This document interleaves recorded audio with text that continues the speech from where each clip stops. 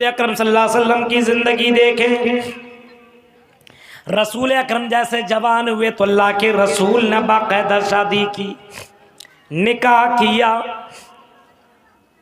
नबी अकरम ने निकाह किया और नबी अकरम ने बाकायदा फरमाया अन्निकाह मिन सुन्नती, निकाह मेरी सुन्नत है। अन्निकाह मिन सुन्नती, निकाह मेरी सुन्नत है, मेरा तरीका है।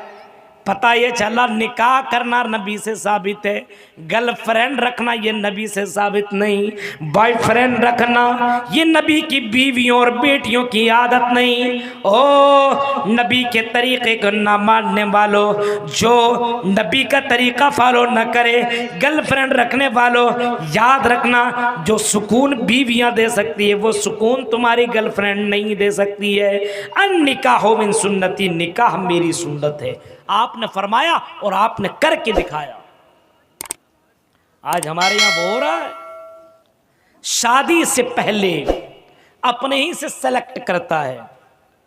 अब बताइए, पसंद करना किया जा सकता है, पसंद किया जा सकता है, कोई हर्ज की बात नहीं है, लेकिन अपने घर को आप बताइए कि फला लड़की मुझे पसंद है, आप जाकर के बात कीजिए। आप उस लड़की से बात नहीं कर सकते हैं।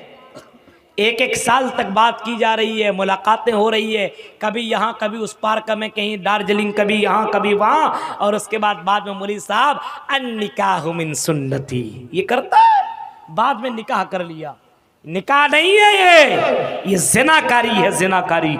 याद रखिए मेरे भाइयों, इस्लाम में इसका कोई तसव्वुर नहीं है। इस्लाम में ये हराम और इस्लाम में ये नाजायज़ और इस्लाम के अंदर ये बहुत ही बड़ा गुनाह है। निकाह से पहले किसी के साथ ताल्लुक़ रखना, इस्लाम इसकी कतई इजाज़त नहीं देता। याद रखिए आप, अन्निकाह मिन सुन्नती।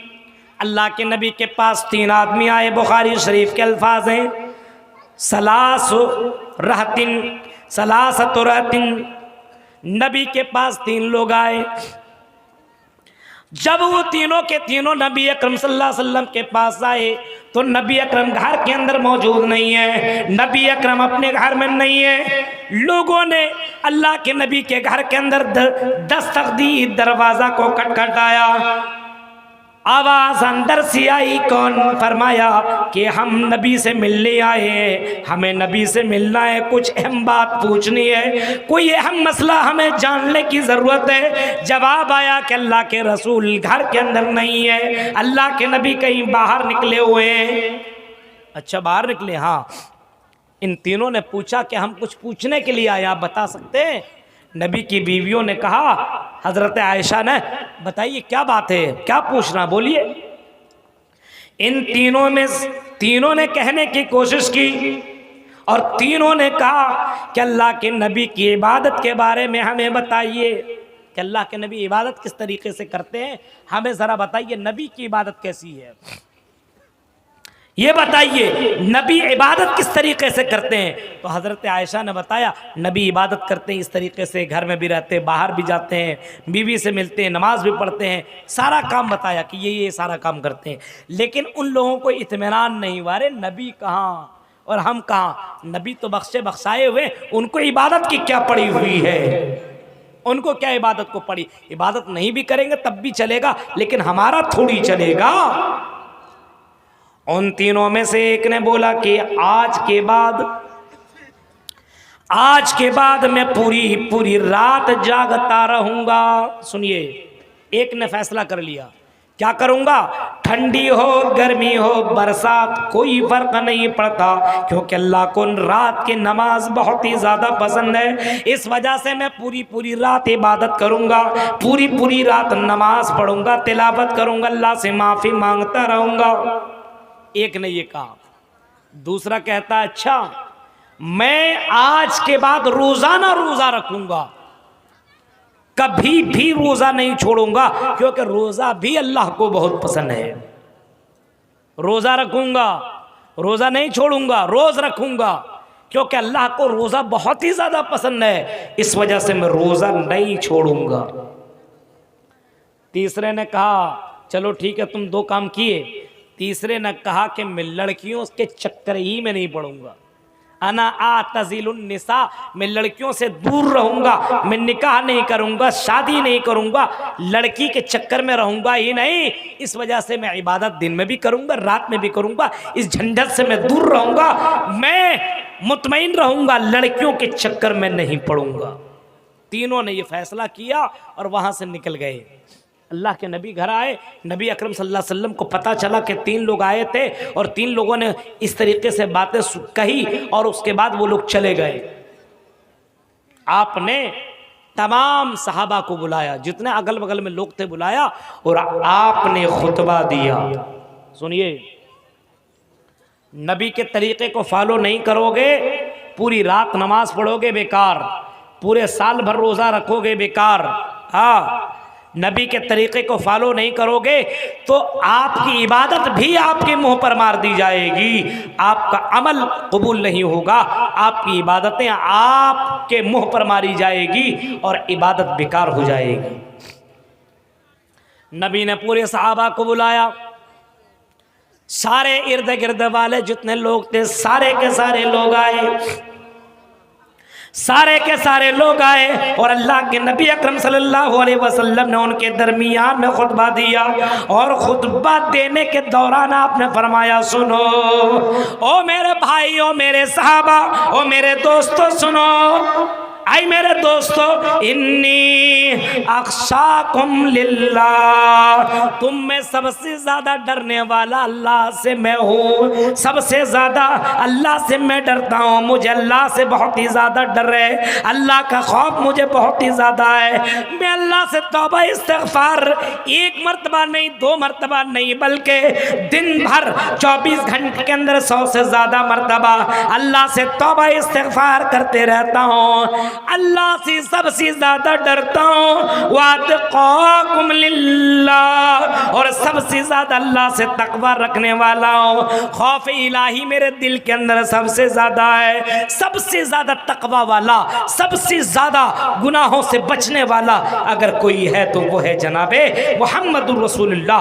आई मेरे सहाबा सुनो, आई मेरे सहाबा सुनो, मैं नबी हूँ, लेकिन सुनो, नबी होने के बावजूद मैं बीवी से भी मिलता हूँ, मैंने शादी की, निकाह किया, मैं बीवी से मिलता हूँ, मुलाकात करता हूँ, रात में उठता हूँ, तहज्जुद की नमाज भी पढ़ता हूँ, हाँ, दिन में निकलता हूँ, रोजी रोटी के तलाश में कमाता भी हूँ, मैं अपने पड़ोसी का भी हक अदा करता हूँ, मैं जानवर का भी हक अदा करता हूँ, मैं दावत व तबलीग भी करता हूँ, मैं रोज़ा रखता भी हूँ, मैं रोज़ा छोड़ भी देता हूँ। हाँ, ये सारा तरीका मोहम्मद रसूलुल्लाह का है। सुनो, फमन रग़िबा सुन्नती फलैसा मिन्नी, जिसने मेरी सुन्नत का इनकार किया, जो कहेगा मैं पूरी रात इबादत करूंगा, वो भी गलत है।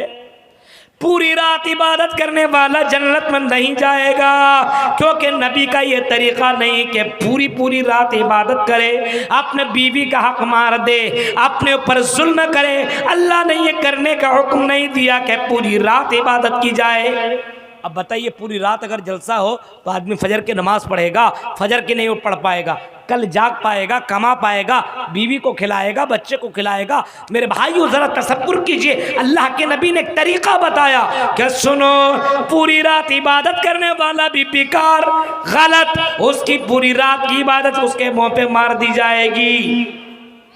मैं पूरी रात इबादत नहीं करता हूं, बल्कि रात में सोता भी हूं और रात में उठ करके इबादत भी करता हूं, और बीवी से जो हक अदा करने का मैं अपनी बीवी का हक भी अदा करता हूं, ये आपने फरमाया। उसके बाद आपने फरमाया मैं रोज़ा भी रखता हूं। जो कहता है कि मैं रोज़ा ना रोज़ा रखूंगा, तो जिस्म का भी एक हक है, वाह, जिस्म का भी हक है। आप रोज़ा ना रोज़ा रखिएगा तो कमज़ोर हो जाइएगा, रोजाना रोजा रखिएगा तो कमजोर हो जाइएगा। और जब कमज़ोर हो जाइएगा तो बीवी का हक अदा क्या कीजिएगा, क्या कमाइएगा।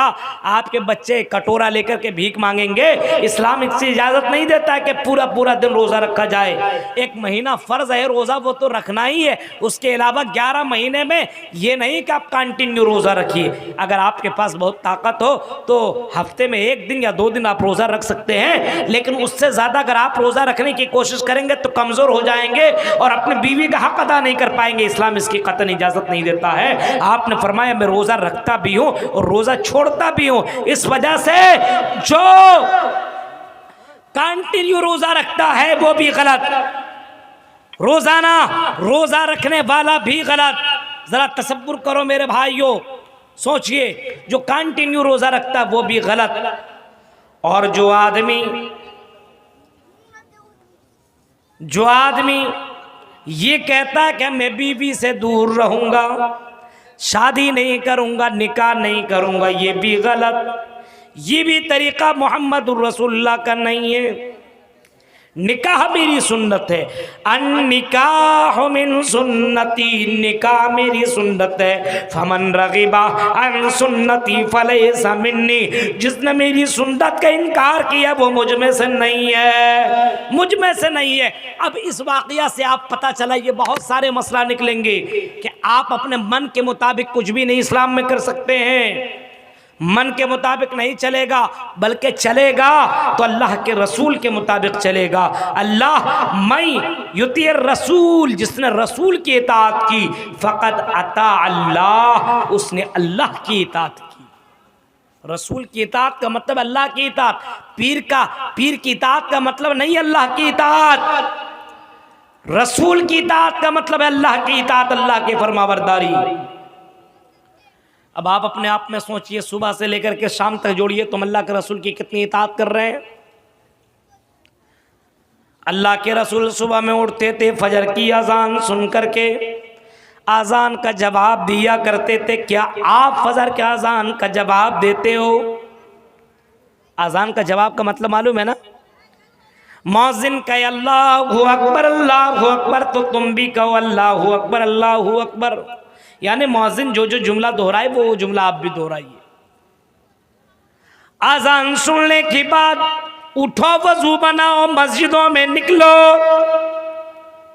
नबी आज़ान सुनने के बाद मस्जिद के अंदर निकल जाया करते थे, सहाबा निकल जाया करते थे। क्या हम और आप आज़ान सुनने के बाद अपने अपने बिस्तरों को छोड़ रहे हैं? नबी अकरम बिस्तर से उठ रहे हैं, आँख खुल रही है तो दुआ पढ़ रहे हैं, अल्हम्दुलिल्लाह हिल्लज़ी अहयाना बादमा अमातना व इलैहिन नुशूर। हम और आप ये दुआ पढ़ते हैं उठने के बाद। कितने लोगों को दुआ ही याद नहीं है? कुछ लोगों को याद है तो प्रैक्टिस नहीं तो पढ़ता ही नहीं है। याद भी है लेकिन पढ़ता नहीं, क्यों? प्रैक्टिस है ही नहीं है। उठेगा सबसे पहले मोबाइल देखे किसका मैसेज आया है, मोबाइल में कितना चार्ज है, ये टेंशन है। उठने का तरीका मालूम भूल गया। अब बताइए, अल्लाह के रसूल सल्लल्लाहु अलैहि वसल्लम की ज़िंदगी देखिए। नबी अकरम सल्लल्लाहु अलैहि वसल्लम फजर की नमाज पढ़ने के बाद कुरान की तिलावत कर रहे हैं। नबी अकरम घर आने के बाद फिर बाहर निकलते हैं, कमाने खाने के लिए, रोजी रोटी की तलाश में निकलते हैं। दावत व तबलीग करते हैं, अच्छी बातें बताते हैं, बड़ों को सलाम करते हैं, छोटों को सलाम करते हैं। मेरे प्यारे साथियों, हमारी और आपकी सुबह कैसे होती है? सुबह ही नहीं होती है, डायरेक्ट अब 10 बजे उठ रहा है, 9 बजे उठ रहा है, 12 बजे। कलकत्ता आप दिल्ली चले जाओ, 11 बजे से पहले कोई नहीं उठता है, 10 बजे से पहले कोई नहीं उठेगा। कोई मेहमान आ गया तो चाय के लिए तरस जाता है।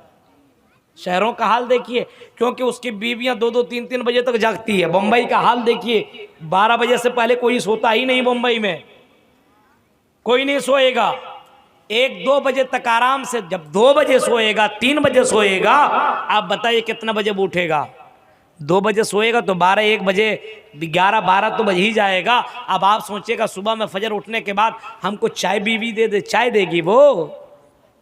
जहर दे देगी। हाँ, चाय कहाँ से देगी? 2 बजे तक तो वो जागी है और तुम खुद जागे हो। तो मेरे भाइयों, आपकी बीवी इंसान ही तो है। जब 2-3 बजे तक आप जगाओगे तो आपकी बीवी फजर में कैसे जागेगी? आपकी बीवी कैसे सुबह में उठ करके कुरान की तिलावत करेगी? और याद रखिए, अल्लाह के नबी ने फरमाया, जो फजर में सोता हो और नमाज न पढ़ता हो, शैतान उसके कान में फी उज़ूनिही वबाल शैतानो फी उज़ूनिही, शैतान उसके कान में पेशाब कर देता है। ये बुखारी शरीफ की हदीस है। सुनिए आप, अब ये हाल है मुसलमानों का मेरे भाइयों। सुबह हम शैतानों की तरह कर रहे हैं, न नमाज की फिक्र, न रोजे की फिक्र, न इस्लाम का फिक्र, किसी चीज की कोई फिक्र नहीं है, कोई फिक्र नहीं है। इसी वजह से घर के अंदर से बरकत खत्म, इस वजह से हमें इस्लाम से मोहब्बत ही नहीं है, क्योंकि हमने सिस्टम को ख़त्म कर दिया है। गैरों का सिस्टम हम मुसलमानों के घरों के अंदर आ चुका है। हमें उठने का तरीक़ा मालूम नहीं, हमें बैठने का तरीक़ा मालूम नहीं, हमें शादी ब्याह का तरीक़ा मालूम नहीं, और तरीक़ा मालूम भी है तो हम और आप उस तरीक़े को फॉलो नहीं कर रहे हैं, उस तरीक़े को अपना नहीं रहे। इस वजह से आज मुसलमान जलील है, आज मुसलमान रुस्वा है, आज मुसलमान परेशान है, आज मुसलमानों के अंदर बेबसी है, आज मुसलमान काटा जा रहा है, मारा जा रहा है, जलील खार है। सिर्फ वजह यही है कि अल्लाह और उसके रसूल की फरमाबरदारी हम और आप नहीं कर रहे।